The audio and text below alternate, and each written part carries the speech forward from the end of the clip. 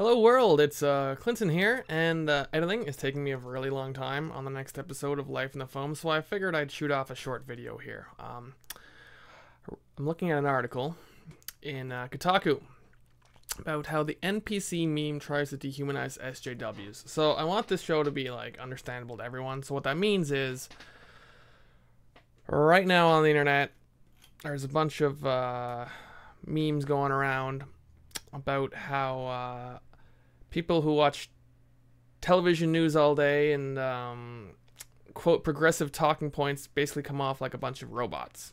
Now, this is just one in a big long evolution of discussions and ideas about well, people dehumanizing other people, or people calling other people like empty inside and all this sort of stuff. And so the whole point of what I'm doing here on my channel is to try to bring new ground or explanations to looking at the human condition in a world full of media. Because I think it's the media that's the problem. All right, like the content, what people are fighting over, that's all. Oh, this is what I believe. This is what I believe. Why won't you listen to me? All that stuff. It's the media, people. It's the actual fact that people have different forms of expression that's causing problems. So let's look at this article a little more. A month ago, a meme got started on 4chan and other anti-progressive communities. Out there are literal NPCs, the term for non-playable characters in video games who have no internality whatsoever. Ha ha ha, right? So, the fact that this idea came up on the internet, on a web forum full of people talking to each other, is crucial. That is like the key to understanding the whole idea here, because conversational text has only existed for about 30, 40 years. It's only been like really popular for about 10 with social media, but or 20 years with like MSN and IRC, right? Depends when you started using a computer, but honestly, people talking to each other live without using their voice, very, very new for our planet, for our species, for our civilization. And it freaks me out how little attention this gets directly. So, of course, I've been doing my homework. Got here, Excursions to the Far Side of the Mind by Rheingold. And in the back, he's got an essay called Virtual Communities. Now, it's a great little essay. The essay on page 73 is also kind of a mind bender. We'll get to that later. But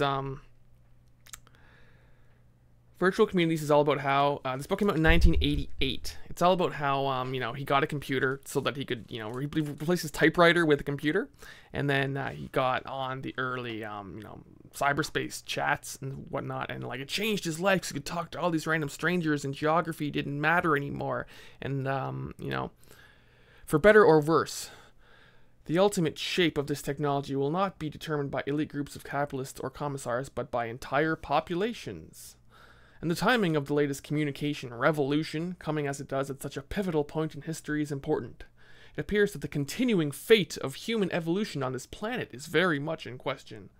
A lot of people need all the help they can get to communicate rationally, warmly, and efficiently with lots of other people, or there may not be any more people at all. Looks like we may have to invent a whole new kind of community for this planet if we want to continue to exist. Whether or not this can be done is an open question. But there is no question that we are beginning to create the right kind of tools for accomplishing a task of such magnitude and urgency. Sooner or later, if we know what's good for us, we'll use these tools to build a virtual community that numbers in the billions. Here we are, 1988. 1993, that essay, boom, turned into a book, The Virtual Community by Rheingold, where he goes into all sorts of different stuff. Chapter 6, which I've got a link to below because this was released at the same time on the internet for free as an ebook, is all about IRC, which is early real-time chat, people talking in a like a chat room, or like the chat on the side of YouTube, or just a community chat. He talks about IRC addiction. It's really interesting here, because he was following a recovery group for people who claim to be addicted to internet chat, right? During informal monitoring of the recovery news groups, I noticed frequent confessions that constant IRC use led chat addicts to spend less time with physical friends in the immediate geographic neighborhood. In the long run, this reclusiveness led to loneliness even more acute when they weren't logged on to the one community in which things went smoothly. Any questions about proper ways to use a communications medium leads to deeper questions about what our society considers to be a proper way to spend your time. If a lonely person chooses to spend many hours a day in an imaginary society typing witticisms with strangers on the other end of the continent, is that good or bad? By what authority should any person or institution have the right to intervene in such cases? So this was 1993, back when like only nerds and I guess affluent people who could afford computers were using computers. What's interesting to me is not just the fact that people are talking, but how the way people spend hours a day talking, getting their social network, changes who they are and changes their ability to talk to other people who have different forms of communication. So, for instance, the post in this Kotaku article, the person who writes it is complaining about, how all the normie NPCs in reality just say the same shit, including sports ball and talking about the new Adele song, oh my god, and all this stuff, right? Stuff that is part of popular culture, the things people talk about on television and to each other and in society when you're actually participating at a deep level, you have to get along with everyone. Whereas 4chan, where this originated, this is literally cyberspace. This is literally people talking, not looking people in the eye, not, the same people they have to see every day, but an anonymous stream of text in which they just put their voice in or just sit there and just read and lurk in the conversation, watching people talk back and forth in text. So, one of the posts responding to this in the original thread just talked about how infuriating it was, right? To, like, every time I try to bring up something deep and important, people just ignore me, or they look at me and pretend I didn't say anything. Like, why can't they hear me? Am I invisible? Some, like, existential angst. It's like, no, it's because you don't actually talk to people in real life. Because you actually get your fix of human interaction through a mediated device. The reason I'm freaking out about this now is because we're all going to be freaking about this in a few years from now, and people are walking around with glasses on their face, like, Pokemon Go, you're like looking at the world through a virtual thing. Dude, pretty soon that's going to be everywhere, and that's going to be people with, like, augmenting their reality, and we're really going to be dehumanizing people then. We're going to be calling people robots, we're going to be calling them slaves to, like, some corporate machine. It's going to be so much worse. Like, if this is cropping up now and it's just coming up in, like, some Kotaku article, right? Like, this is a sign of things to come, which is why we need to look at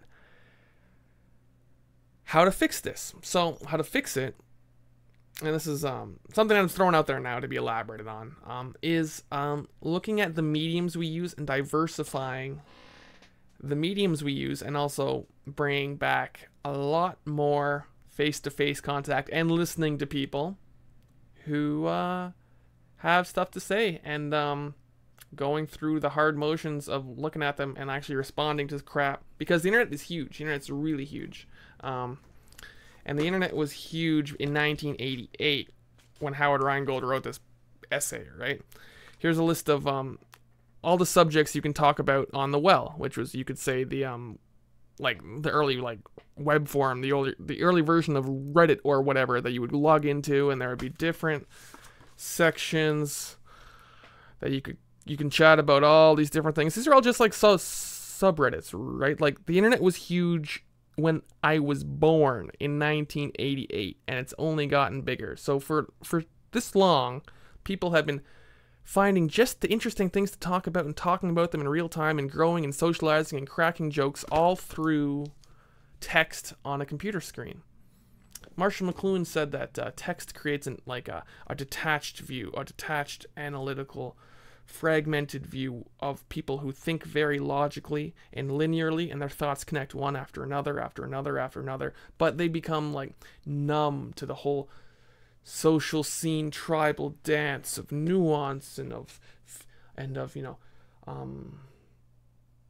wholeness of hearing and feeling and seeing and having all of their senses, sight and smell and touch and feeling all integrated, right? Like, he used the term tribal to describe people who didn't read books all the time and become logical, analytical people, right?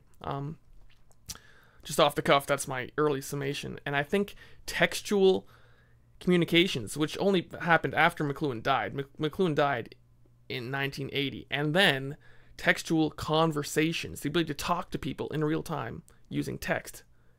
Brand freaking new thing, never before seen on the face of the planet. That would have blown McLuhan's mind, because now we're talking about humans interacting with all the fullness of human interaction through words that they use.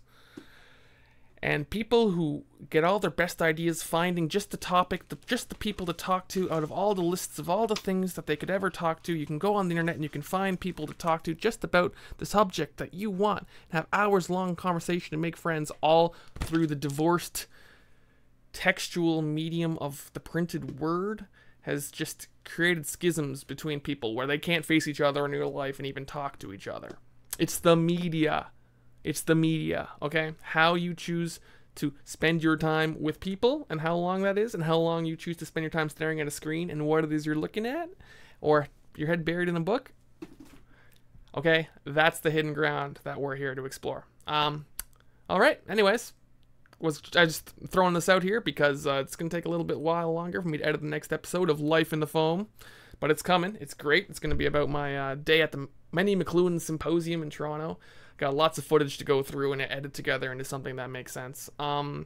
Anyways, if you like this stuff, subscribe, donate to me on Patreon. You'll find those links below. Until then, take care, world.